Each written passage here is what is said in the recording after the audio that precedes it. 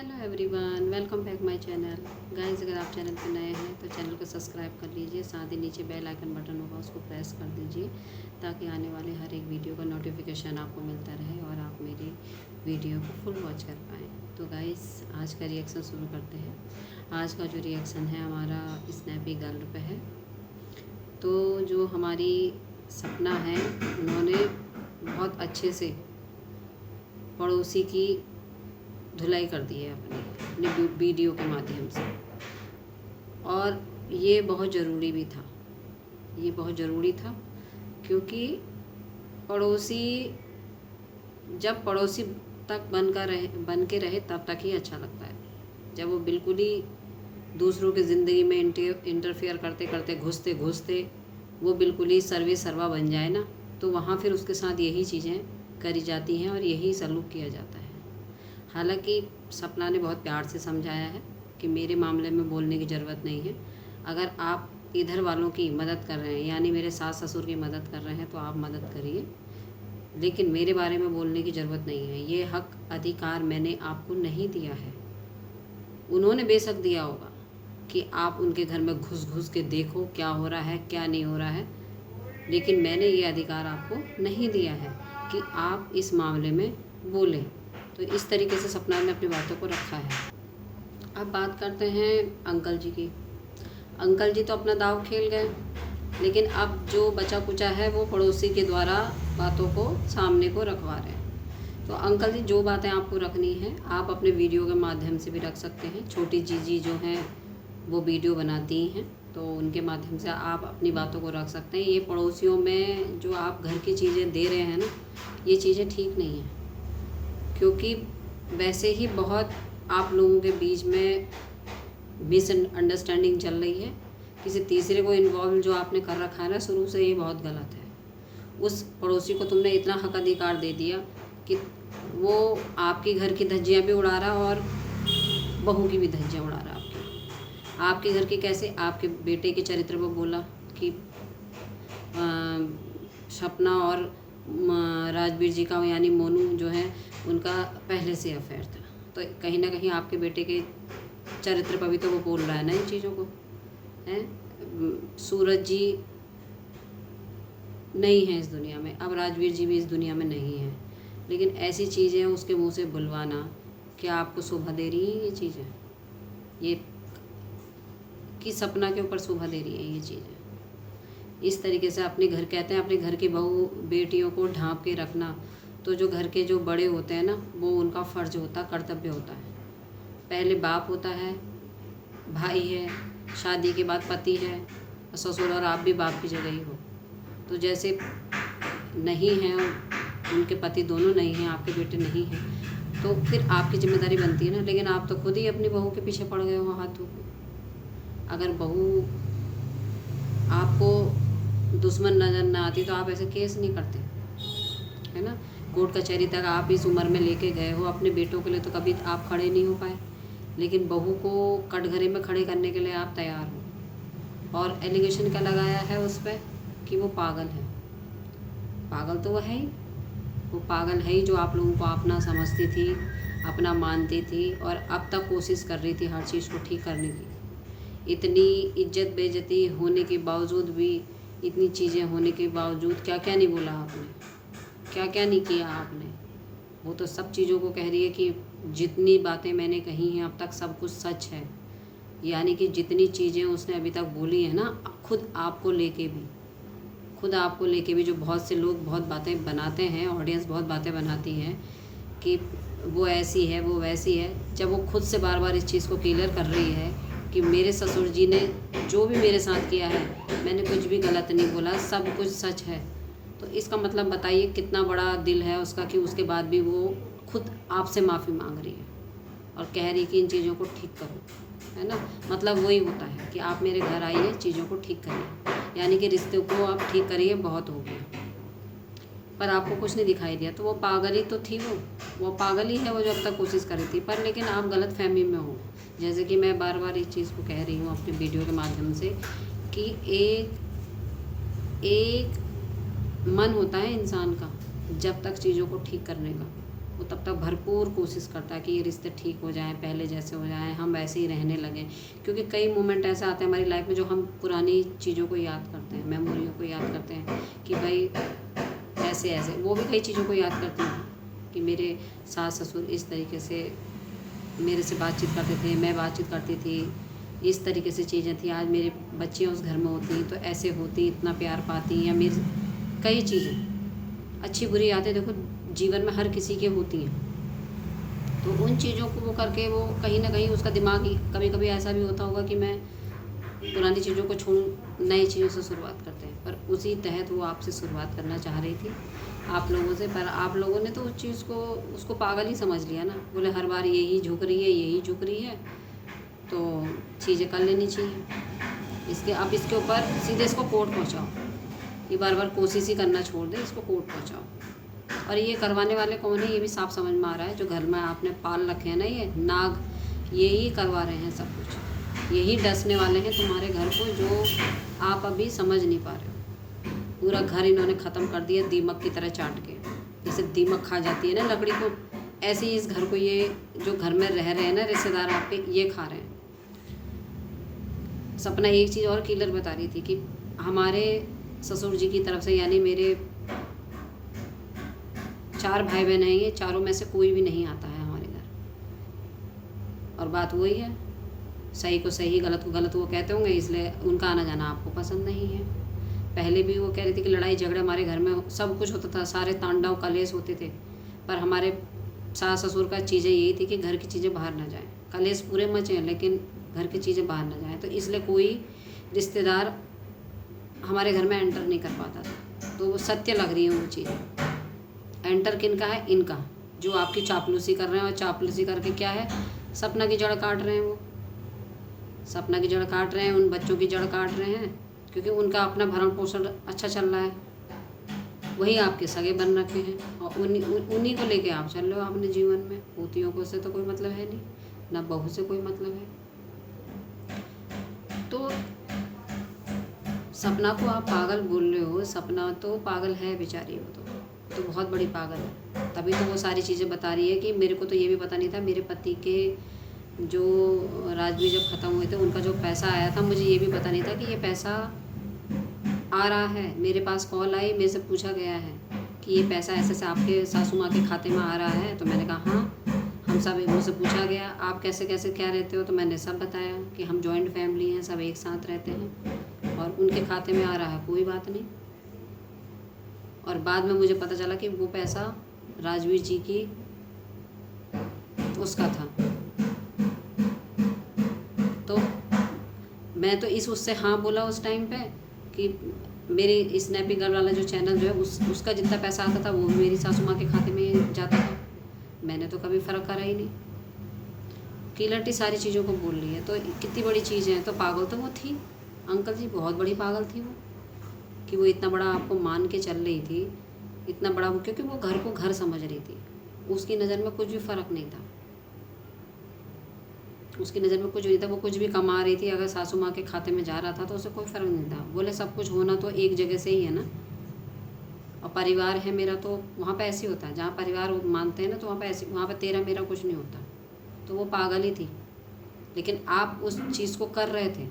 आप उसका कमाया हुआ पैसा भी अपने अकाउंट में आपने डाला, और राजवीर जी का जो था वो भी आपने अकाउंट में आपने पड़वाया, आंटी जी के अकाउंट में। उसकी तो खाली हामी ली और उसको क्लियर कुछ बताया नहीं, तभी तो उसने वहाँ पे हाँ बोला कि हाँ मम्मी जी का अकाउंट में कर दो। और उसको बाद में पता चल रहा कि ये राजवीर जी की उस चीज़ का पैसा मिला है और खूब अच्छी मोटी रकम आई है। इस तरीके से वो बता रही है कि वो सारा पैसा मेरे सासू माँ के उसमें आया। तो वो तो बिल्कुल निश्चल मन से आपके साथ चल रही थी, उसके दिमाग में तो कोई चालाकियाँ कोई चीज़ें थी नहीं। मैं ये उन ऑडियंस को भी जवाब देना चाहती हूँ, क्या यहाँ पे आप लोग दिमाग नहीं लगाते हो कि कोई चालाकी लड़की होती तो वो अपने अकाउंट में नहीं चाहती, अपनी चीज़ों में नहीं चाहती। लेकिन जब उसके बाद इनके साथ सपना के साथ व्यवहार इन्होंने फिर और गंदे किए होंगे ना। इतने तो अपने लड़कों के सामने उसके साथ मारपीट दुनिया भर की चीज़ें होती थी। जब उनके चले जाने के बाद जब फ्रस्ट्रेशन इनको हुई होगी लड़कों के जाने की, और उस चीज़ का बदला जब इन्होंने सपना से निकाला होगा क्या माहौल बनाया होगा उसके साथ में, क्योंकि जिम्मेवार ये कहीं ना कहीं उसी को ही सोचते हैं, है ना। उसकी क्या गलती है इसमें? भाई तुम्हारे लड़के गए हैं तो उसके भी तो पति गए हैं, उसका दुख भी तो समझो। लेकिन जब उसके बाद इन्होंने फ्रस्ट्रेशन करी होगी ना, तो वही फ्रस्ट्रेशन थी जो हर चीज़ को खींच के, हर चीज़ को आपने उसमें, फिर रिश्तेदार इतने बढ़िया मिल गए घर के अंदर जो घुसे, उन्होंने और अच्छा समझाया होगा कि कुछ मत देना, कुछ मत करना, वो होता है। तो समझ लीजिए तब उसने अपने वो लिए स्टैंड लिया है, जब उसने देखा कि मेरे आगे 2 लड़कियां हैं, घर परिवार का हालात ये हैं, सर पर जो छाया था मेरे पति का वो भी नहीं है अब, और सास ससुर दूसरों के कहने पे रहते हैं, और मेरे साथ ये चीज़ें हैं। तो औरत कुछ ना कुछ फिर थोड़ा बहुत तो दिमाग लगाती है, और फिर भी उसने ऐसा कोई दिमाग नहीं लगाया। वो किलर बोल लिए, या तो मेरे पे ये एलिगेशन लगाते कि सोना लेके गई, कि सोना लेके गई, जो राजवीर जी ने बनाया सोना वो लेके गई, प्रॉपर्टी लेके गई। क्योंकि ऐसा जब कोई सच होता ना, तो अंकल जी आप ज़रूर लगाते ये एलिगेशन। जब ये कुछ सच था ही नहीं तो आपने ये एलिगेशन नहीं लगाया, और आपको कुछ समझ में नहीं आया तो आपने उसको पागल होने का करार दे दिया, पागल लगा दिया उसको एलिगेशन। पर वो सोशल मीडिया से जुड़ी है, उसको हम लोग भी तो देख रहे हैं। क्या है वो एक जिम्मेदारी लेके चली, जब आपके घर में थी पूरी जिम्मेदारी से एक बहू का फ़र्ज़ निभा रही थी, हैं। बेटे चले गए, उन बेटों की जगह फ़र्ज़ वो निभा रही थी। वो कितने ही दुख में थी, पर अपने दुख का एहसास आप लोगों को नहीं होने दे रही थी, खुश रख रही थी आप लोगों को। जिसमें आप खुश थे वो चीज़ें वो सारी कर रही थी। लेकिन जब बिल्कुल ही जीना आप लोगों ने हराम कर दिया उसका, तो बस लास्ट वाले दिन, जिस दिन वो अगले दिन घर से गई है, उसके 1 रात पहले उसने अपने आप को कमरे में बंद कर लिया था, है ना। और किन हालातों में क्या चीज़ें हुई थी वो मुझे बतानी नहीं ज़रूरी नहीं है, वो ऑडियंस भी जानती क्या बातें हुई थी उस टाइम, और कैसे वो निकली है अगले दिन वहाँ से। तो क्या हालात आपने उसके सामने कर दिए थे ये तो आप भी जानते हो। घर से निकली तो ये तो बहुत जल्दी उसके ऊपर इल्ज़ाम आता है, पर उससे घर से निकलने के सारे रास्ते आप लोगों ने ही बनाए थे, है ना। और जब हद पार हो गई थी तो यही मैडम जो हैं छोटी जीजी, ये छोटी जीजी ही कहने वाली थी जब तक मैं नहीं जाऊंगी इस घर से तब तक भाभी नहीं जाएंगी, तो इसलिए पहले मैं ही जा रही हूँ। तो पहले इस घर से जो कदम उठाया था ना जाने का, सपना ने नहीं उठाया था, छोटी जीजी ने उठाया था। और छोटी जीजी को तो तुमने आज घर में रख लिया, लेकिन अपनी बहू को के रास्ते आपने आज तक उसके लिए कोई रास्ता ही नहीं बनाया घर में आने का, ना उन छोटी बच्चियों के लिए कोई रास्ता बनाया घर में आने का। वो तरसती रह गई, वो लड़की, वो बहुत तरसती रह गई, और वो खुद से कई बार झुक झुक के आई है आगे को, तो आपने उसे ठोकरों से ठुकराया है, ठोकरों से ठुकराया है। अब आप देखो आप कौन से ठोकरों से ठुकराए जाओगे इस उम्र में, इस बुढ़ापे में। आप देखना कितनी बुरी गत होगी आपकी, कितनी बुरी स्थिति होगी आपकी, क्योंकि सपना इतनी सब चीज़ों के बावजूद भी आगे को बढ़ रही थी आपकी तरफ। इतना अपमान आपने करा था जब वो शिवपुरी आई थी, साफ कह दिया था हमारे वहाँ आने की ज़रूरत नहीं है, जिसको अंशु से परेशानी है और जिसको परेशानी है वो हमारे घर ना। इतना सामने से बेइज्जत करने के बाद बाकायदे वीडियो डाली है सोशल मीडिया पे, इतना करने के बावजूद भी उसने अभी प्राण प्रतिष्ठा में आप लोगों को सबको इनवाइट करा। यहाँ तक कह रही है कि अगर आने में कोई दिक्कत है तो मैं गाड़ी भेज दूँगी, लेकिन आपको आना ज़रूर है। तो इतने दिल से आत्मा से बुला के आपको, तब भी आपने उसको ठुकराया, ठोकरों से आप उसको ठुकरा रहे हो बात। तो जब आप उसको ठोकरों से ठुकरा रहे हो तो आपको कहाँ जगह मिलेगी ये खुद सोचो, क्योंकि कर्मा तो यही है और कर्मा यही मिलना है। और मुझे तो ऐसा लगता है जो वो दोनों बेटे भी गए हैं ना आपके ही दोनों के कुछ ऐसे बुरे कर्म थे जो वो दोनों बेटे गए हैं, नहीं तो ऐसा नहीं होता। दोनों बेटे भी अच्छे थे, बहू भी अच्छी थी, बेचारे नहीं हो आप। सब कुछ खुली आंखों से दिखने के बाद भी आप पहचान नहीं पा रहे हो क्या सही है क्या गलत है। आपको अपने खुद के भाइयों ने छोड़ दिया, बहन ने छोड़ दिया, ये नहीं दिख रहा आपको। आपको दिख रहे हैं ससुराल पक्ष के रिश्तेदार, छोटी जीजी के घर वाले, बुआ जी के घर वाले दिख रहे हैं आपको बाकी कोई नहीं दिख रहा है। ये देखो इन रिश्तेदारों के चक्कर में आपने कितनी चीज़ें खो दी, अपने भाई बहन खो दिए, अपने रिश्ते खो दिए, अपने दोनों बेटे खो दिए, अपनी बहू खो दी, पोतियाँ खो दी। भाई घर से उन्हें निकाल रखा दोनों को, वो तो आना चाह रही है ना घर में। वो बार बार आपको इस चीज़ को वो दे रही थी कि मैं आप लोगों मुझे अपनाओ, मैं माफ़ी मांग रही हूँ, रिश्ते ठीक हो जाए। उसने बार बार इस चीज़ को समझा दिया है। वो ससुराल आ भी गई है, उसने हर तरीके से अपनी बातों को रख रही है। और पागल तो वो थी, पागल वो थी, पागल अब नहीं है, वो पागल थी जो अपने सारे हक अधिकारों को खो के बैठी थी। सब कुछ उसको ये लगता था, मेरे परिवार, मेरे पति, मेरे सास, मेरी ससुर, मेरा घर, जब तक वो ऐसा सोच रही थी। लेकिन जब अब उसने देख लिया ना मेरा कोई नहीं है, तो वो संभल गई है। और जो टूट टूट के बिखरता है और बिखर के फिर अपने आप को जोड़ता है ना, वो बहुत मजबूती होती है उन चीज़ों में अंकल जी। वो जितना टूट रही है, जितना बिखर रही है और जितना हर दिन अपने आप को समेट रही है ना, उतने दिन वो उतनी ही मजबूत होती जा रही है, वो उतनी ही स्ट्रांग होती जा रही है। आप देखना वो लड़ाई भी कितने अच्छे से लड़ती है। उसके वीडियो के माध्यम से देखो, उसके चेहरे पे सिकन नहीं है बिल्कुल भी। पहले वो रोती थी आते ही, हर वीडियो में वो रोती थी। अब उसने रोना छोड़ दिया। तो नंबर 1 सिग्नल तो आपको यही मिल रहा होगा कि ये मजबूत हो गई है। ऑडियंस आप भी देख रहे होंगे ये बदलाव कि सपना कितना बदल चुकी है। सपना पहले वाली सपना नहीं है, तो वो थी सपना पागल वाली सपना जो थी। ये तो स्ट्रांग वाली सपना है। ये तो एक माँ है जो अपने बच्चों के लिए खड़ी है। ये एक बेटी है जो अपने तरीके से अपनी चीज़ों का वजूद बना रही है। ये एक बहू है जो अपना वजूद ढूंढ रही है। इसके ससुराल वालों ने तो ख़त्म कर दिया है इसका वजूद। अरे पति के मृत्यु सर्टिफिकेट में तक इसका नाम नहीं है, पत्नी करके नाम नहीं है। तो ससुराल पक्ष तो बिल्कुल ख़त्म ही कर दिया है ना एक तरीके से उसका वजूद। उस पत्नी के वजूद को भी वो ढूंढ रही कि हाँ मैं इस घर की बहू हूँ और मैं पत्नी हूँ। तो आप सोचिए ऑडियंस कि किस तरीके से मानसिकता वाले सपना के ससुराल वाले हैं। ये इतने अंधे हो चुके हैं, पता नहीं कौन से दिमाग से चल रहे हैं, किसके कहने से चल रहे हैं। और अपना खुद का दिमाग तो कितना बद दिमाग है कि जो ये सही नहीं सोच पा रहे हैं कि क्या सही है क्या गलत है। इतना स्पष्ट होते हुए अगर इतनी ठोकर इन्होंने खाई है पीछे, आगे की चीज़ों से तो सबक लेते कम से कम हैं। एक दुख से निकल नहीं पाए हैं कि दूसरा दुख फिर खड़ा कर रहे हैं अपने लिए। और सपना की तो आप चिंता मत करो अंकल जी, सपना तो स्ट्रांग हो चुकी है। दूसरा मैं उस पड़ोसी के लिए भी कहना चाहूँगी जो ज़बरदस्ती इनके मामले में टांग अड़ा है। तुम्हें क्या हक है दूसरे के घर में टांग अड़ाने का?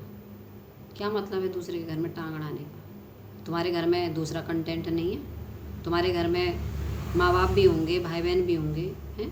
उनके ऊपर बनाइए कंटेंट। सिर्फ एक सपना ही मिलती है क्या कंटेंट बनाने के लिए? भाई या तो जिन्होंने शायद दिए उनके घर पर बनाइए, उनके घर में जा जाके वीडियो बनाइए, अंकल आंटी की वीडियो बनाइए, उनके घर में मिल जाएगा तुम्हें कंटेंट। इधर सपना के ऊपर गालियाँ देके क्यों कंटेंट बनाते हो? यह सपना के नाम से व्यूज़ आते हैं, सपना का इस्तेमाल ऐसे करते हो तो कोई इस तरीके से तो नहीं है ना इस्तेमाल करने के लिए। उसके बारे में बुरा बुरा बोलना, या तो तुम फिर अच्छा बोलो उसके बारे में। क्या बुरा करा, क्या कारनामे थे उसके कि तुम कारनामे यूट्यूब पर ले आई? क्या कारनामे थे? कारनामे ये थे कि वो अंकल जी का सच सामने ले आई। क्या करेगा इंसान, क्या करेगा इंसान इसमें? जब उसे घर से निकाल दिया, सारी चीज़ें घर में जब तक होती तब तक उसका लेस रहे उस घर में, तब तक उसको वैसे जीना हराम कर रखा था। जब उस घर छोड़ के आई उसके बाद फिर वैसे जीना उसका हराम करा। क्या करेगी वो?